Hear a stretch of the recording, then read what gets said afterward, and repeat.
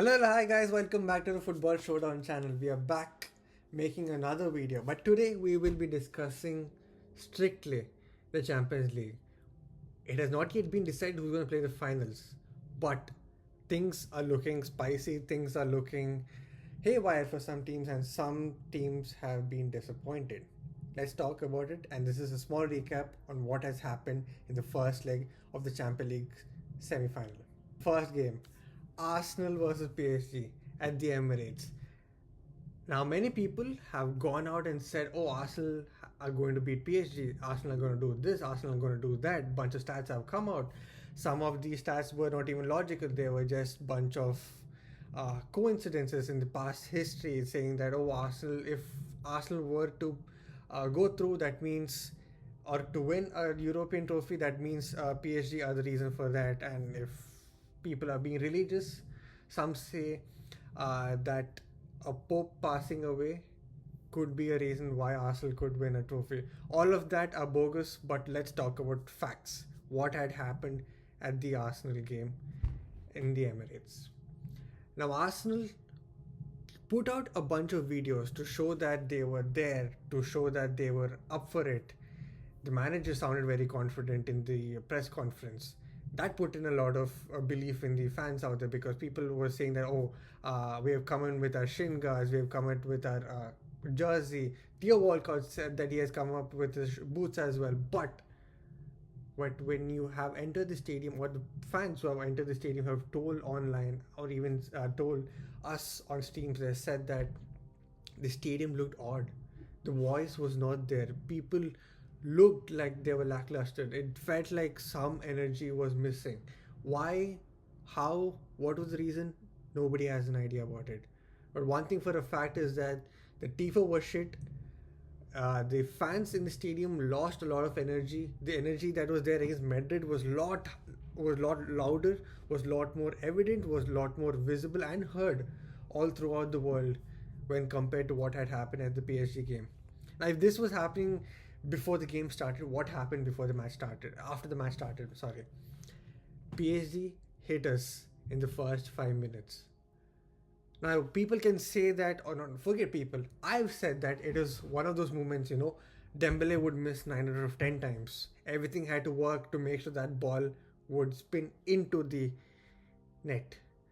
Well, it is the UCL. Things happen for a reason, and the Champions League is known for its moments. And Dembele had his moment. It's kind of iconic, like how Dembele was the missing piece or the missing player if you compare to the one where Arsenal played back in August, and him coming back to the Emirates and then scoring. And to be it could be they decided, we do not know what's going to happen in the second leg, but let's just talk what had happened in the first leg. Him being the deciding factor where PSG have an advantage going into the second leg is kind of iconic in my opinion. What do you think? Let me know in the comment section. But after that, Arsenal did struggle for a long time. In a UCL, 20 minutes is a long time. In 20 minutes, anything can happen. Teams have crumbled just in 5 minutes. Teams have lost their Champions League title in just 5 minutes. Anything can happen, and 20 minutes in a Champions League, it is very long. And what happened in this 20 minutes? PSG were able to press. PSG was able to find loopholes in our midfield. PSG found holes in our defense, in our midfield.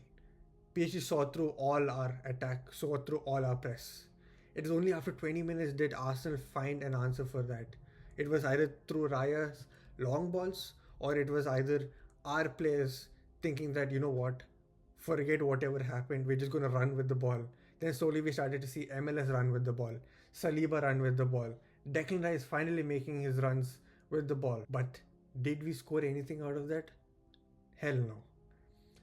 People will blame Martinelli for that shot, but people have to realize that Donnarumma, being a 6'8", 6'9" kind of goalkeeper, anything is in his reach. Donnarumma on an English pitch is just, it's a different breed. It's like how Vardy is for Leicester or Maguire is for England. It's just completely different. Or Emi Martinez for Argentina. Now, I'm not blaming the situation, but you just have to see facts.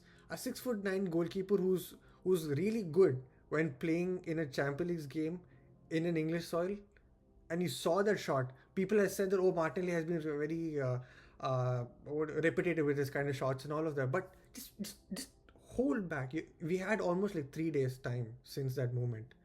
Three? What's today's date? Tuesday, Wednesday, Thursday, Friday. Huh.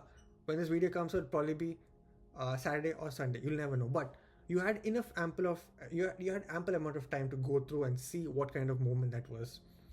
The only thing that was left for him to do is to go to the far post, because Donnarumma got that near post covered. Some say he could have aired the ball. Some say he could have just like finessed it onto the ground. Whatever happened, Donnarumma was going to get to it.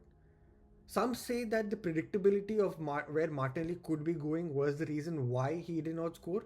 I'm not really sure about the how do we say the shooting metrics or the kind of footballing coaching that goes into like how to become unpredictability. I do not know about that. I just know what is happening on the field, and I'm not too knowledgeable to talk about something that I'm not really sure about. Right, that was one chance. Trossard. I felt Trossard's chance was the most closest chance that we had when compared to the Martinelli chance. I'm not saying this because I root Martinelli. I do not care if Martinelli scores. I do not care who scores. I just want Arsenal to win. Right? End of the day, I want Arsenal to win. And who had the better chance? It was Trossard. What had happened there? I know people said that, oh, he scored similarly like this against Liverpool with his left foot. Well, that wasn't the case. And you saw how he scored against Liverpool as well. That was through the legs. And we could say it was sort of lucky. His favorite foot is the right foot, and yet he went with his left foot. Some say, though, he's ambipedal. That's why he's able to take shots with both legs, and that is why he's able to score. But in a crucial moment like that, you got to trust your better foot or the best moment, and things didn't happen. Maybe on another day, you could say that Donnarumma wouldn't have saved the 9 out of 10, and that was that one moment that he said. That could be another reason. We never know. But it is a Champions League. Everything matters. Every moment matters. Every second matters. But then what happens in the other fixture that happened? Barcelona versus Inter Milan. Now, Inter Milan took it by storm. One goal. In the first minute, you had Thuram scoring. It was a backheel goal. I mean, on paper, let's not even go that far ahead. Let's just see what happened before that match. On paper, it looked like Barcelona's kryptonite was Inter Milan. Inzaghi was the man to beat Hansi Flick's Highland football. Before even the match started, 1 hour before the fixture started, the lineups came out and people said, oh, Barcelona are going to hold 4-3. It's going to be a clean sheet win for Inter Milan. It started off that way. Thuram took it by himself, scored a backheel goal. Then what do we have? Dumfries scoring a scissor kick, cutting open that entire Barca's confidence and the entire build up to that moment. And then out of nowhere, you had a 17-year-old kid, 17-year-old Yamal. See, watch the game and judge it. Do not give me stats on how that happened, or do not give me facts on how that happened. Just watch the game. It was just sensational to watch how he beat his men, how he was able to get into the tight spaces and just shoot. He just shot the ball and it went in. It was just something like, some say Neymar, some say Messi, and I would say that was something that you could mix both. I kept whatever. I kept screaming Messi, Messi, Messi. Some people said Neymar, Neymar, Neymar. I think in the end it was just Lamine Yamal. I've completely. He's just that sensational to watch, man. It's absolutely phenomenal to watch him play. Even before the match had happened, he got a lot of stick for changing his colors, him having attitude and all that, but that kid is just balling out. At that age, you're expecting him to be PR trained, you're expecting him to give a crap about what the other people are saying. I don't think so. That kid has all the balls and all the results to back all the performance that he's putting out, for all the attitude that he's showing in the media, and I think he deserves it. But then let's come back to the football match. Barca scored 1 goal. Then you had Koundé putting in a ball, heading the ball for Ferran Torres, 2-2. out of nowhere it became 2-2. Then I think I don't remember in the exact which moment that Inter Milan scored, but Dumfries scores a brace, and out of nowhere, Rafinha scores the equalizer. I think it was an equalizer that should have been Rafinha's, but we all know, as per facts, it was Sommers, right? Now, speaking of Sommers, people who did not watch this game would be like, oh, it is all uh, football, and Sommers had a shit game and all of that. But people who watched the game would know that if it wasn't for Sommer, the scoreline would have been much more different. Probably it would have been Barca winning like 4 or 5-3. Sommer was that good. I think people in like Bundesliga would really appreciate the kind of performance that Sommer puts on, really know who Sommer is. Because if you are a Bayern fan, you would definitely know that he is your kryptonite. For many cases, he's been the kryptonite for Bayern fans, right?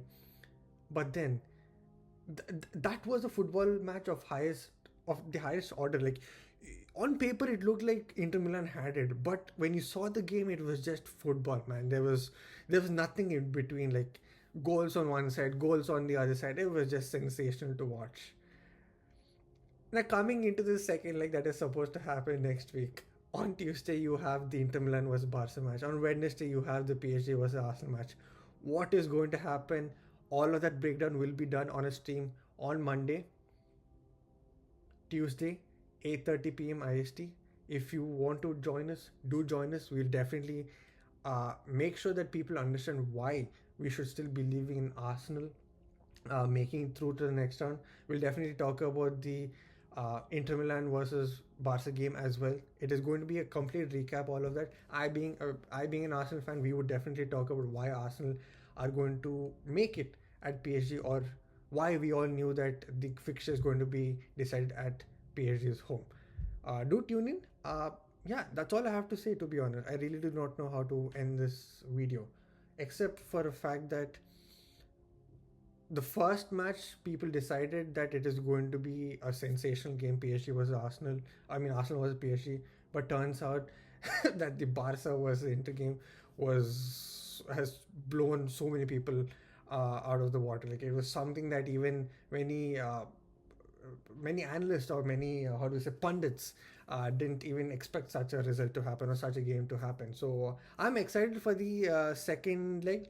I'm hoping that Arsenal go through, and it'll be fun to see who is going to go through from the Inter versus Barca side. Do let us know what you guys think will happen in the second leg. Do give us your thoughts as well in the comment section regarding who's going to go through and what has happened in the first leg. So yeah, we are at 600 odd subscribers. I'm not really sure what is the thing, but definitely we are on path to hit 700 subscribers. Do subscribe, and yeah, I hope you like the video, and do share this video with your friends, families, cousins, part of the family. What I need to do is end the video.